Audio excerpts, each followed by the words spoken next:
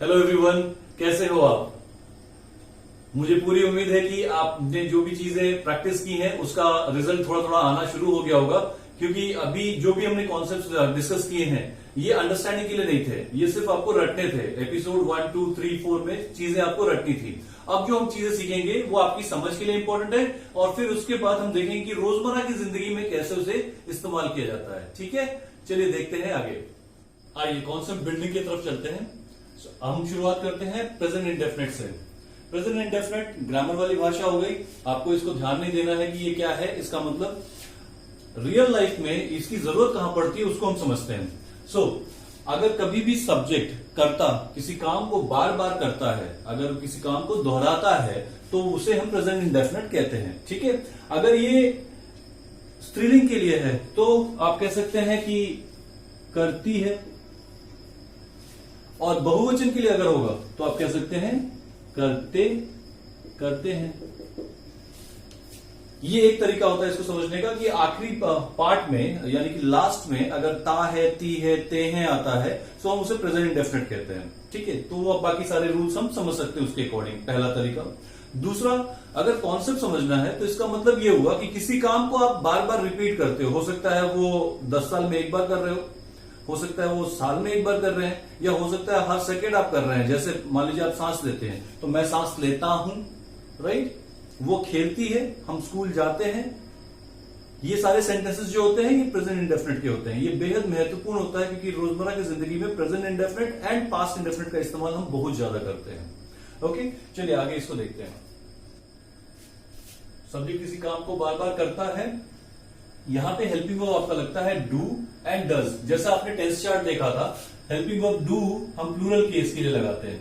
यानी कि plural case क्या क्या होंगे, अगर प्लूरल केस देखा जाए तो हम आई को भी कंसीडर करेंगे, इसमें यू को भी कंसीडर करेंगे, ये सब प्लूरल केस में आ जाएंगे आपके। एक से ज्यादा लोग हों तो उसे हम प्लूरल कहेंगे। इन सब के साथ हम डू लगाएंगे, I do, we do, you do, they do, right. और बाकी एक वचन के लिए हम ही, शी, इट का इस्तेमाल करते हैं, या किसी इंडिविजुअल का नाम जब लेते हैं तो वहां पे हम डज इस्तेमाल करेंगे। मेन वर्ब हमारा फर्स्ट फॉर्म में जाएगा। और यहां पे अपवाद क्या है, अपवाद यह है कि हेल्पिंग वर्ब हम नहीं लगाएंगे, और हमारा सब्जेक्ट अगर सिंगुलर है तो मेन वर्ब में एस या ईएस लगेगा। चलिए देखते हैं ये सेंटेंस किस तरह के होते हैं। वह उत्तर देता है कि आंसर में, उत्तर देने की इंग्लिश आंसर होती है, हमने एस जोड़ दिया जैसा रूल में था। ही आंसर्स। वह आक्रमण करता है, ही अटैक्स। वह गिरफ्तार करता है, ही अरेस्ट। वह नियुक्त करता है, ही अपॉइंट्स। सिंपल है ये, एस एस एस हम जोड़ते चले गए, हेल्पिंग वर्ब हमने कुछ भी नहीं लगाया। अगर आपने एपिसोड नंबर 3 अगर आपने देखा है तो आपको पता होगा कि कैसे सेंटेंस बनाते हैं। बहुत सिंपल से 4 तरीके थे, उसको बस रट लेना होता है आपको।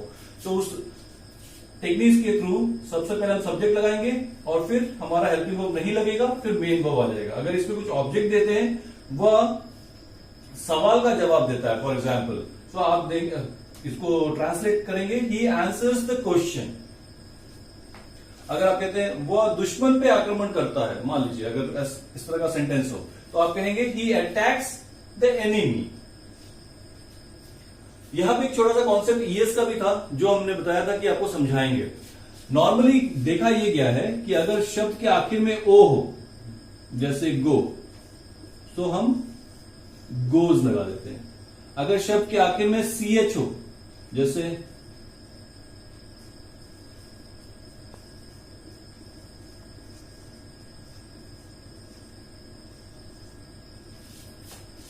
शब्द के आखिर में टीसीएच या सीएच हो,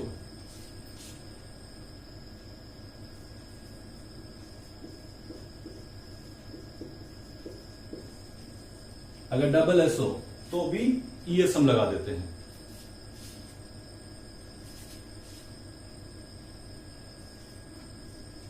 अगर वाई हो तो यहां पे एक छोटा सा हम चेंज करेंगे, हम वाई को रिप्लेस कर देंगे, वाई को रिप्लेस करेंगे आई ई से, और फिर उसके साथ हम एस जोड़ देंगे। चलिए देखते हैं कैसे होता है ये। फ्लाई एफ एल, वाई को रिप्लेस करेंगे आई और ई से और यहां पे जोड़ देंगे एस। ठीक है, सो ये फ्लाइज हो जाएगा। इस तरह से हम सेंटेंस फॉर्म करते हैं। अगर सब्जेक्ट हमारा बहुवचन होगा तो हम इस तरह से सेंटेंस बनाएंगे। नाउ मैंने आपको कुछ सेंटेंस बनाने के लिए कुछ वर्ड्स ऑलरेडी दे रखे हैं। अवेक मतलब जागना, थोड़ा सा इसको भी अंडरस्टैंड कर लीजिए। नॉर्मली ये होता है कि जागना और जगे हुए होना दोनों में अंतर होता है। फॉर एग्जाम्पल, मान लीजिए अगर आप सो के उठते हैं, सो के अगर नींद से जागते हैं, उठते हैं, सो यू वेक अप। हम वहां पे अवेक नहीं बोलते, वेक बोलते हैं।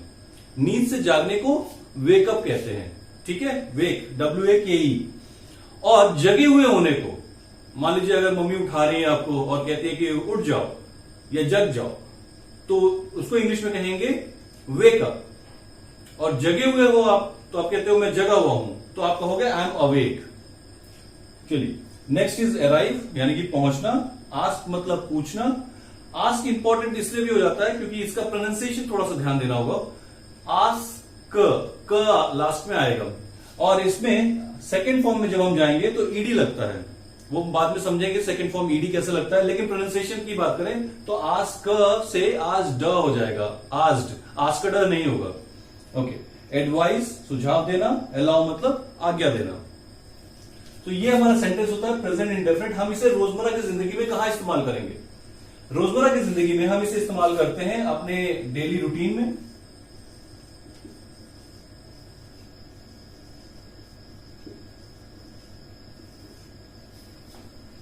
तो हम इसको समझ लेते हैं कि डेली रूटीन हम किस तरह से लिखते हैं और रोजमर्रा की जिंदगी में इस तरह के सेंटेंसेस को कहां पे इस्तेमाल किया जाता है। राइट, आइए देखते हैं। आइए समझते हैं एग्जाम्पल के थ्रू। कुछ एग्जाम्पल्स मैंने लिखे हुए हैं। ये आपका डेली रूटीन है।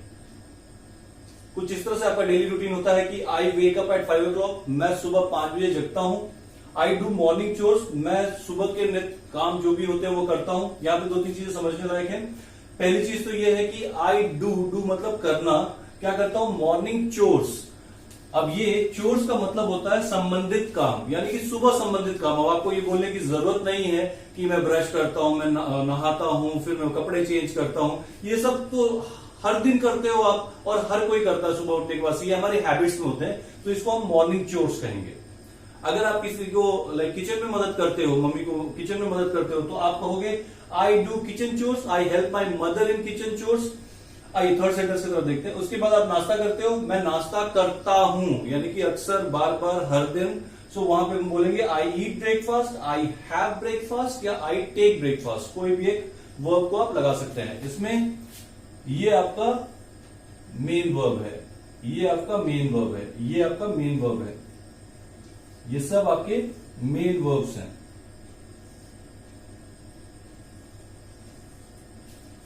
तो यहां पे समझना यह है कि मेन वर्ब हम आई लगा हुआ है, इसलिए एस या ईएस नहीं लगा रहे हैं इसमें।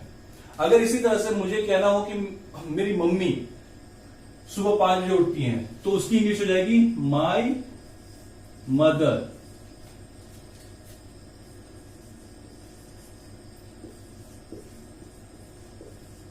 wakes up at 5 o'clock। तो यहां पे क्या हो गया? आपने एस जोड़ दिया क्योंकि माई मदर, मेरी मां, एक वचन है। ठीक है, आइए इसको और समझते हैं आगे। आई गो टू ऑफिस एट 9:30। अब देखिए यहां पे मैंने ओ क्लॉक नहीं लगाया है। नॉर्मली ये भी मिस्टेक हो जाते हैं बच्चों से कि जब वो इंग्लिश बोलते हैं और टाइम को रिफर करते हैं तो ओ क्लॉक जबरदस्ती हर जगह लगा देते हैं। जब होल नंबर्स होते हैं 1 से लेके 12 का जब आप इस्तेमाल करेंगे, 1 2 3 4 5 6 7 8 9 10 11 12, बस वहीं पे आपका ओ क्लॉक लगेगा। 9:15, 9:15, 9:30 या 2:15, उसके साथ आप ओ क्लॉक नहीं लगाते हो।